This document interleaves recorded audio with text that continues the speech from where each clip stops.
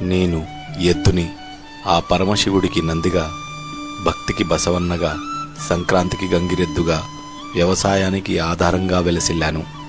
నా కష్టంతో రైతు పంట పండించి ఎంతో మంది కడుపు నింపడానికి తోడ్పడ్డాను. నా భుజాలపైన భారాలు మోస్తూ నాగరికతకు నాంది పలికాను. నా దర్పంతో, నా టీవీతో ఇంటికి ఊరికి గౌరవ కిరీటంగా వెలుగొందాను. నేను చేయని పని లేదు, నన్ను వాడని ఇల్లు లేదు. ఆవు పుడితే అమ్మగారు, ఎద్దు పుడితే అయ్యగారు సంబరపడే రోజులు కల్లారా చూశాను. నేను ఉన్న ఇల్లు సుఖశాంతులతో ఉండాలని ఎల్లప్పుడూ కోరుకున్నాను. కానీ యంత్రాల ఉరవడిలో నన్ను దూరం చేస్తున్నారు. పాశ్చాత్య ఆధునికతతో నన్ను వధించి తింటున్నారు.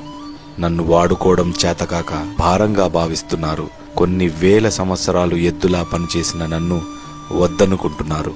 నన్ను కాగితం పైన బొమ్మలా, సామెతలలో ఒక చిత్రంగా వర్ణిస్తున్నారు. నన్ను